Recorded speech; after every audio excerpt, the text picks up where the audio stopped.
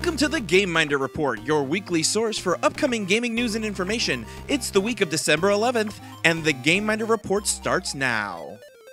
What's up, Jim? Hey, Jeremy. How you doing? I'm not too bad. You? Not bad at all. Welcome to the GAME.minder Report. Indeed. Yes, today's topic, the last episode of Homeland. We're not talking about that. Okay.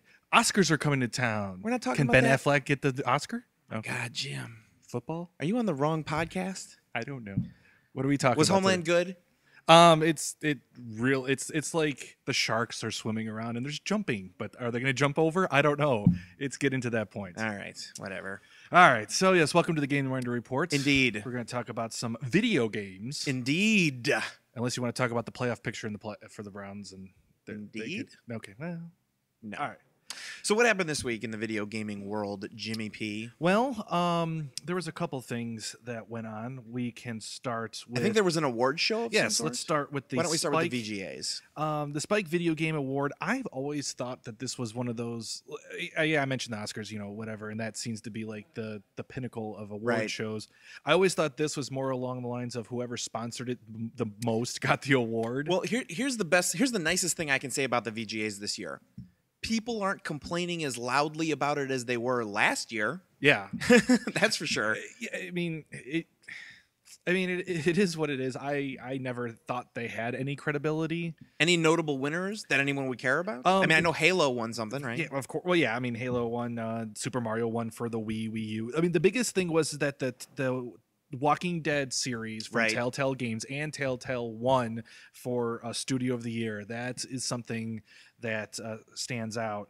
Also, the best shooter didn't go to a Call of Duty or a Halo. It went to Borderlands 2. Oh, right. Well, that was a pretty universally loved game. Yeah, so. And still holding its own.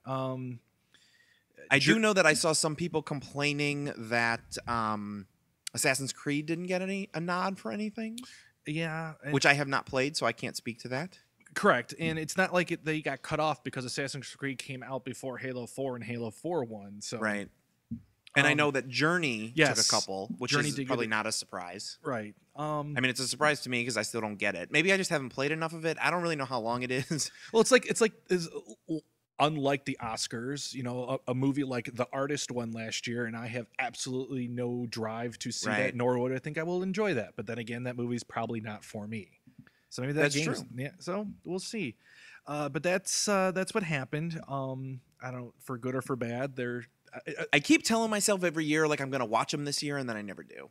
I mean, the one time I watched it, Jack Black was in the middle of promoting his that guitar video game that he had, and at that whole point, I was this Brutal Legend. Yeah, I just turned it off because to me, it just seemed like it reminded me of the Battle of the Bands in high school. Okay, where it was the band that just sold the most tickets won, regardless if they were good or not. Yeah, I mean, obviously, if we want video gaming as a medium to become the art form that we know that it is, but to become respected as the art form that we know that it is, you know, these sorts of things are sort of part and parcel. I mean, music has one, movies has it, the Golden Globes covers like everything except video games apparently.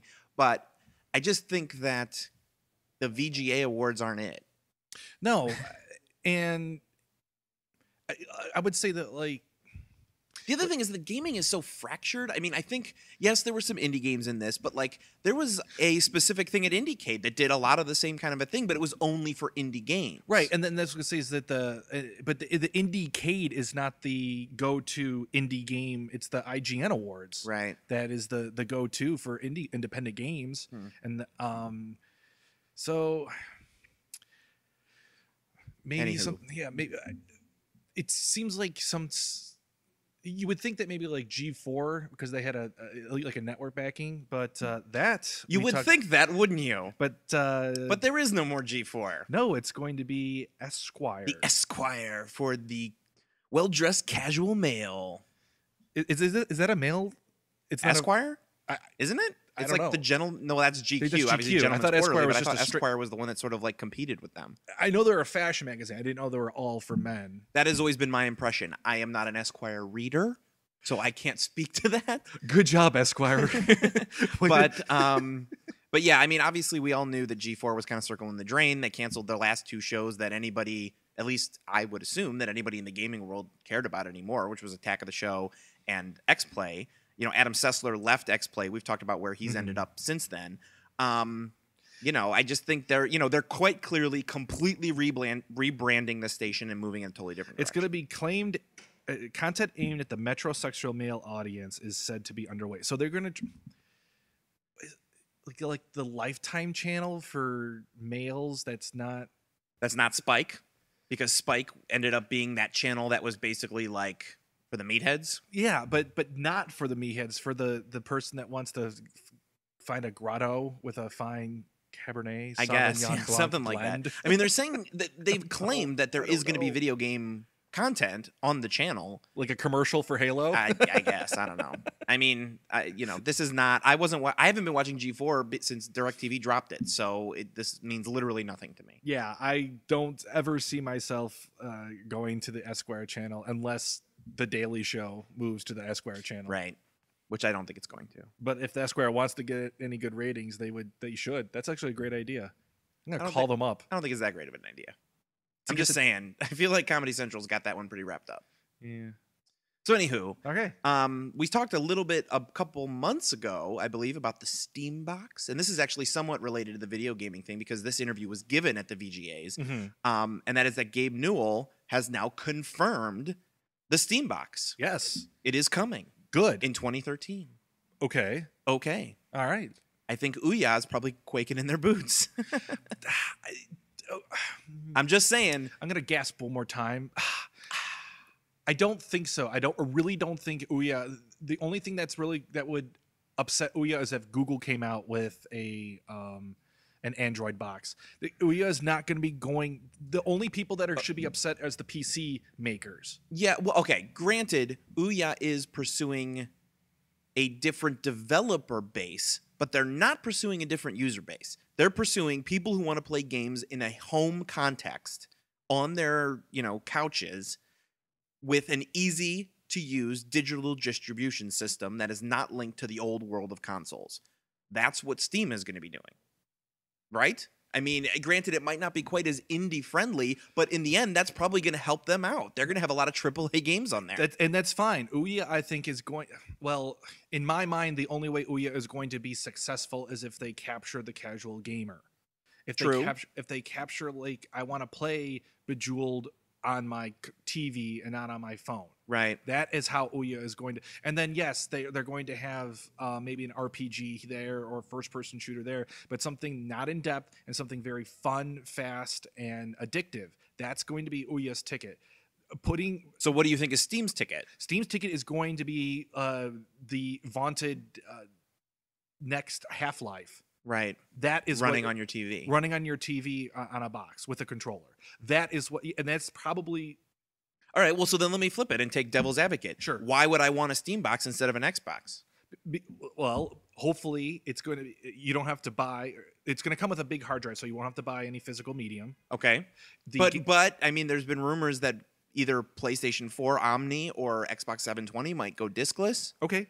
The next thing is, but they already have a tried and true distribution system that works to get your game to your box. As do both PlayStation and Xbox. Well, Xbox more than PlayStation. Well, PSN is pretty... Okay, but here's my second thing. If they can get games under $60. Well, and I think that is going to be... If the most disruptive thing that this could be is a pricing disruption. Because I think if you look at... Well, okay, I don't know how widely publicized it was, but this idea of Project $10, did you ever hear about anything about Project $10? No. It was basically a collusion of a whole bunch of... I'm sorry, we're taking a video right now? Okay, can you just not go in front of the camera? Oh, yeah. Thanks. Anyhow, the Project $10 concept was such that there was an effort to say, okay, last generation it was 50, this generation it's 60. We want to go higher than that, but the market's not letting us. Let's do a DLC or first day DLC or some kind of a thing that's going to make people spend an extra $10 to do our games. And that's where things like the Halo Season Pass and the Call of Duty Season Pass and all these other sorts of things. Mass Effect had one where like you got it, if you bought the game new, you got like a code to use the Cerberus network, but if you didn't, you had to spend $10 to get onto it, and you couldn't play the full game without it. And it was this whole big thing about moving the pricing even further up. Obviously, iOS and Android have been moving the pricing down. So where a home console is going to fit in terms of that pricing medium is still yet to be seen. Where's OUYA going to land? Where's Steambox going to end? I don't know. A lot of the Steam games are just like console games. They're priced exactly the same way. Did I stump you? No, you didn't stump me, but well, then the final, okay, so yeah, so we talked about the network distribution. You said it's probably going to be even. We just went over the price. So if they can lower it to 50 or even 40 for some games, that'd be great. The third thing is going to be that killer title. Right. Valve has been known to put out great games. This is true. I mean, Valve has their own first party. I mean, they built the store to sell their own games. Right. So if there is a magical Half-Life 3 or a Half-Life prequel or anything that is Half-Life world related, yeah, as their shooter that is the must-buy game, or if they get back take back the reins and Portal 3 is Steambox only. Sure. All of a sudden, boom. And that is what's going to make the Steambox work. I don't know. Maybe I'm getting older, but I just don't have the drive to play video games anymore. Well, can I tell you something that was slightly disheartening? Sure. Here at the launch house today, we had a group of 25 students from local high schools come through. They're a part of an entrepreneurial sort of group marketing class. And they came through, and Dar brought them in to introduce them to me, and I was like, oh, hey, how many of you guys are gamers? Not a one.